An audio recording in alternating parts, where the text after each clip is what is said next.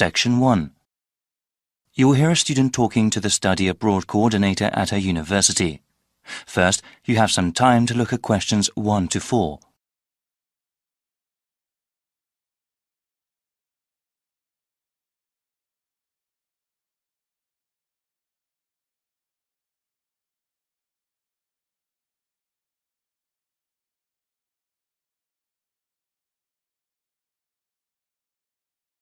Now we shall begin. You should answer the questions as you listen because you will not hear the recording a second time. Listen carefully and answer questions 1 to 4. Hi Leela, please sit down.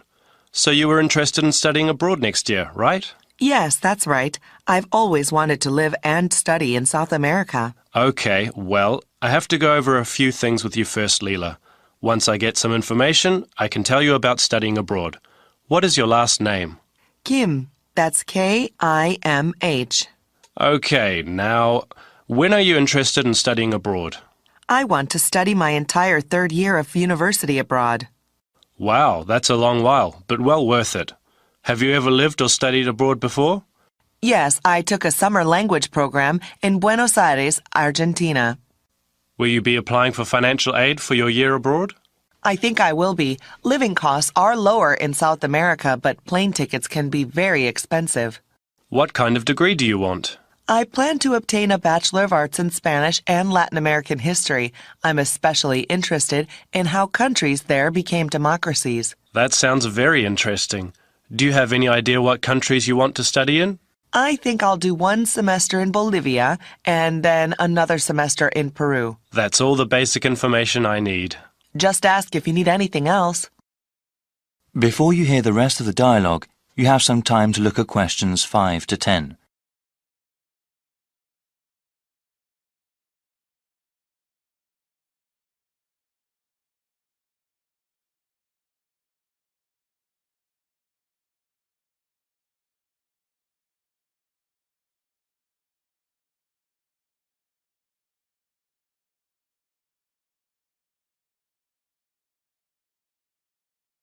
Now listen and answer questions 5 to 10. Now, Leela, there are some things I have to explain to you about going abroad for a year. You know that it can be difficult at times. Yes, actually, I had a friend who went to China for just a semester. She said the language barrier was quite a problem. Actually, not only is there a language barrier, there are also cultural differences that can make living or studying in another country very difficult. You mentioned going abroad before, but over the course of a year, some people can experience severe loneliness. I think I'm prepared to deal with that. Also, you have to be organized when it comes to applying for your study abroad program. Our university here may not accept every course you take abroad. You have to make sure with your academic advisor about which ones are appropriate and will count towards your degree. Understood. Thanks for the advice. Actually, I did want to go over the application procedure briefly with you. I read it on the website, but... Yes, it can be slightly confusing. First of all, please remember to keep your grade point average at 3.2 or above. There are high standards for those sponsored by the school to study in another country. Once you have declared your major, you can begin your research into which programs you want to go to. After filling out the appropriate application, you will submit them to the Office of Study Abroad. After they review your materials, you will be informed about whether or not you can study abroad under the university's name. You will also be informed about how much financial aid you will receive. Sounds slightly daunting. Well, from what I have seen, I don't think you need to worry. Okay then, I'll print the forms from the online website now and get started. Good luck, Leela. Thank you so much. No problem. If you have any other questions, please email or call. I will. Bye then. That is the end of section 1. You now have half a minute to check your answers.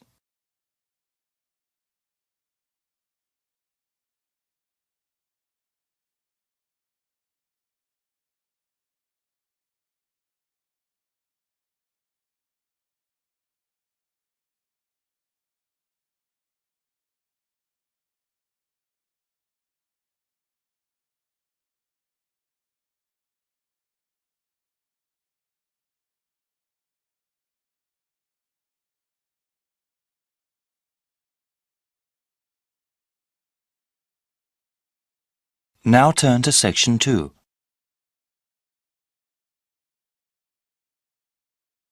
Section 2. You will hear Laura talk about this year's International Food Festival. First, you have some time to look at questions 11 to 14.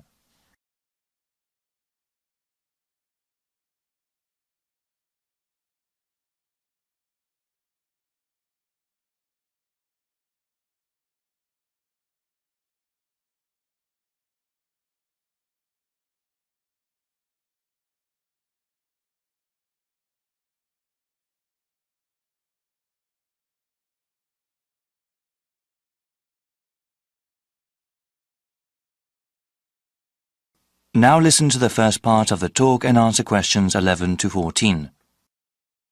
Good morning, everyone. Today we have a special guest speaker. Laura Lanthor is director of the International Food Festival this year. Laura, can you tell us about what to expect at the festival? Of course, Vincent. This spring, people in the city can go to the 7th Annual International Food Festival. This is a special event for the whole family. I do have to tell you, though, we are holding it at a different date than before. Easter is exceptionally early this year, and if the festival were held as usual, it would have fallen on the same weekend. This year, the festival will be held on the first week of April, before Easter. The festival will be held at the Walker Field grounds and will be divided into 4 main areas. There will be a Western food area with authentic representations of European cuisine. There will also be an East Asian section with chefs and products from Japan, Korea, and China. A South Asian section will have food from India, Vietnam, Thailand, and Indonesia. For the first time this year, we will also have a Latin American section where people can try things from Mexico, various Caribbean countries, and South America. There will also be special booths where people can learn about all these cuisines. This year, we are expanding the cooking workshop and demonstration portion of the festival. Attendees last year really seemed to like learning about food and having a hands-on experience. Before you hear the rest of the talk, you have some time to look at questions 15 to 20.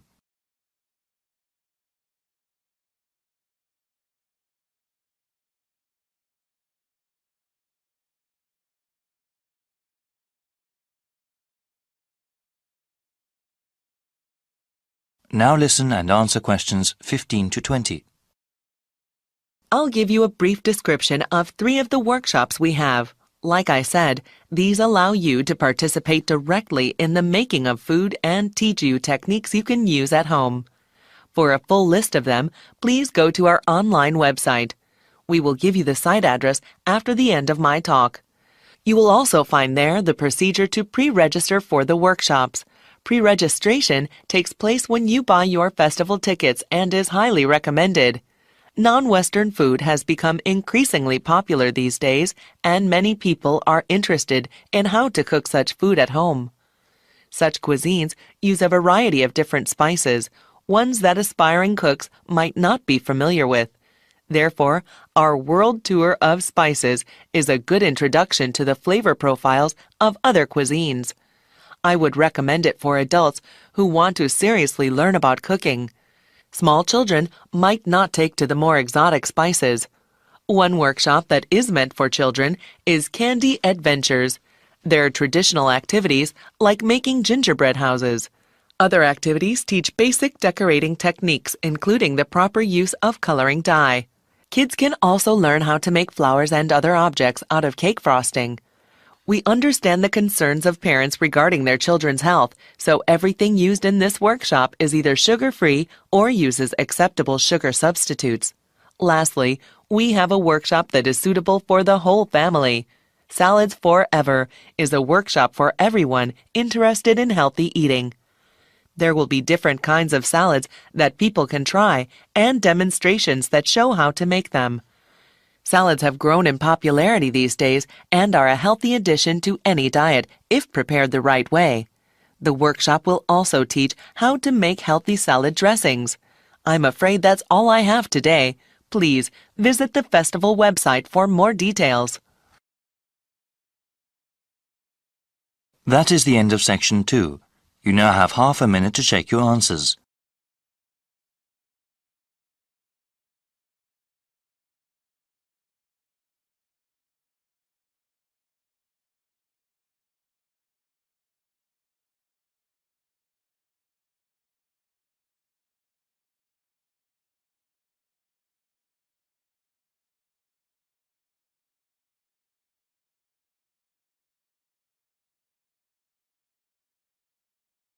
Now turn to Section 3.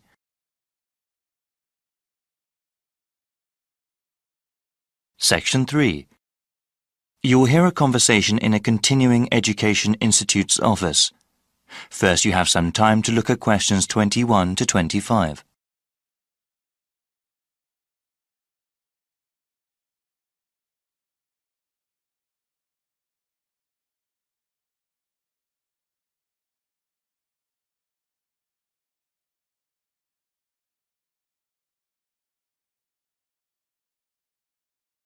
Now listen carefully and answer questions 21 to 25. Welcome. My name is Jeremy Holtz. Hello, Jeremy. I was told to come to this office and ask about your continuing education program. I'm interested in taking classes and want to know more about the program. Certainly. We have several different programs depending on your education goals and on what you are doing now. For example, we have continuing education programs for those who want to finish a degree or start a new one, and we also have a program for working adults. Well, I'm working part-time now and I'm interested in completing a degree in business administration. I am working at a hospital, you see, but I want to change my job, either work in hospital management or have my own business. Okay, that sounds great. Many students in our program want to advance in their current careers or even change them. What kind of degree do you have now? I am a registered nurse with a 2-year degree. Great. First, we have to figure out where you want to take classes. We have satellite campuses all over the region. The ones at the city centre are accessible by public transportation but offer fewer course times. A car is the best way to attend classes at our satellite campuses in the suburbs, but they have more classrooms and therefore more courses. Well, I have been saving up for a car, but I don't have enough money to buy one yet. I think the city center campus will be better. Okay, now we have to decide which program you want to register for. We have night courses, where the classes generally run from 7 p.m. to 10 p.m. Classes during these hours are usually once a week. There are also courses during the day that might work for you, depending on your work schedule. Well, like I said, I'm working part-time and unfortunately I work during the evenings. You see, I'm living at my parents' house right now. My father is quite ill, actually, and since my mother works normal hours, I take care of him during the day and my mom takes care of him in the evening when I work. The city center campus doesn't offer classes during the weekends? No, the suburban one does, but unfortunately, there are no classes during that time at the city center campus. You know, maybe the online courses will be better for you. Do you have access to the internet? Yes, I have a computer at home. That might be the best way for you then. It's still a new program. We're still working out the bugs, but it will allow you to work part-time, take care of your father, and take classes. The completion of your degree will probably take longer, however. Before you hear the rest of the conversation, you have some time to look at questions 26 to 30.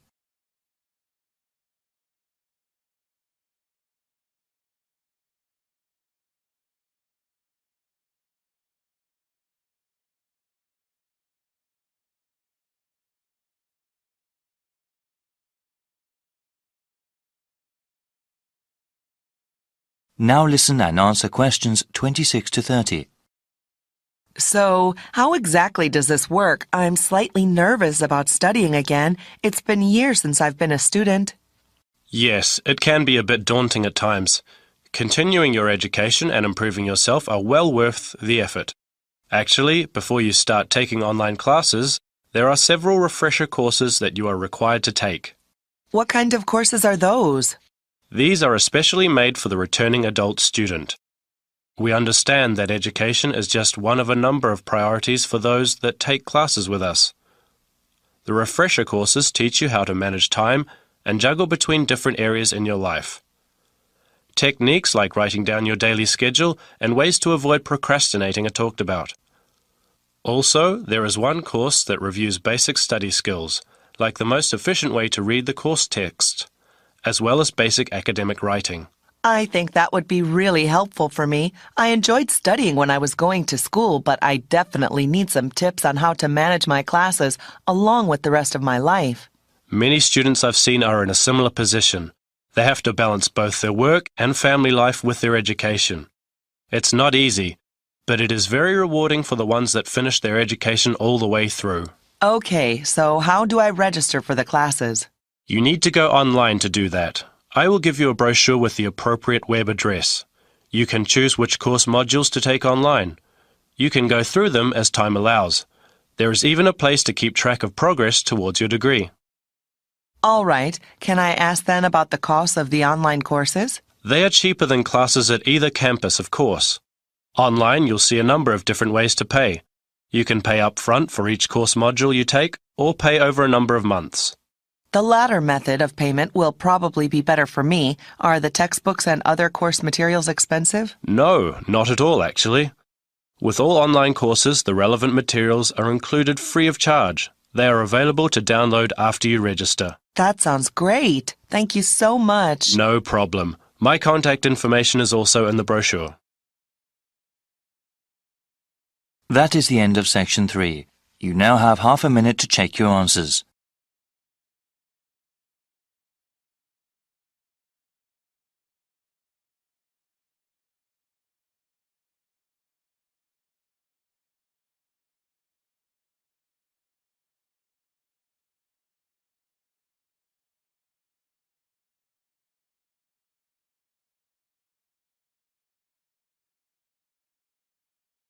And to section 4.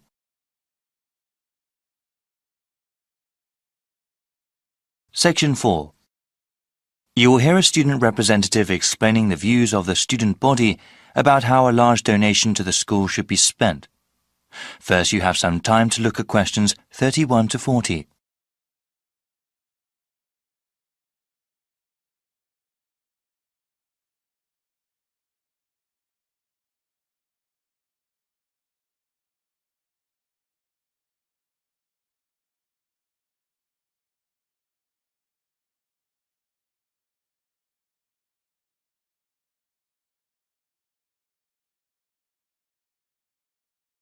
Now listen carefully and answer questions 31 to 40. Thank you, Mr. Chairman, for asking the student body about the recent large donation to our school and what it should be spent on. Also, thank you to the rest of the Board of Trustees for letting us have some say over how to improve our university. We know that sometimes students and administration have different priorities regarding the development of the school, but we hope you sincerely consider some of the ideas that are proposed. When the estate of Paul A. Madrib announced that he had left over $50 million to the school, the whole community was quite ecstatic and very grateful for such a generous gift. Since the initial euphoria has passed, though, we have all realized that some tough decisions have to be made. The donation can help fund new projects for the school or improve existing facilities and programs. But there is not enough money to pay for every single idea. That is why the University Senate, through an online survey, asked the student body what ideas they thought were best. The first part of this survey consisted of an open question. Students could list any number of different ideas. The results were then compiled in order to do a second online survey.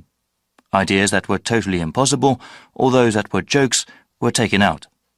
All the ideas that consistently came up again and again were put to a vote. We found that the 4 things that came up the most were all pretty different. I will mention them briefly before going over the pros and cons of each of them. In the first part of the survey, we saw over and over again that students wanted to improve the residential dormitories, completely redo the campus dining system, remodel the athletics building, and finally increase funding for research projects and grants, especially for those in science. Obviously, there is not enough money from the donation to pay for all those ideas, so we have to prioritize.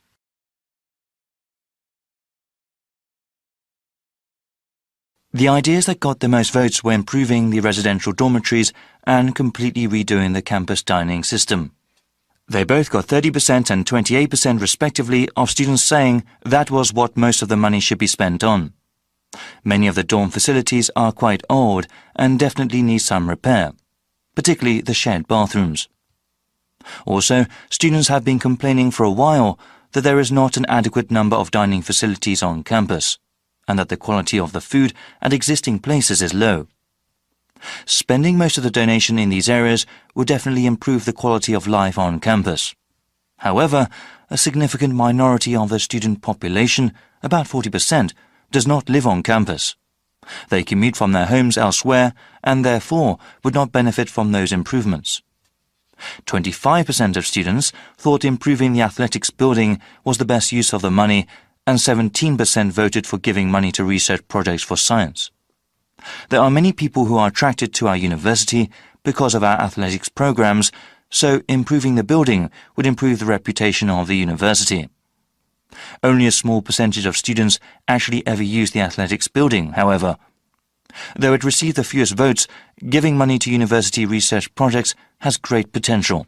Any new patents that come about because of that research can possibly earn the school lots of money. That is the end of section 4. You now have half a minute to check your answers.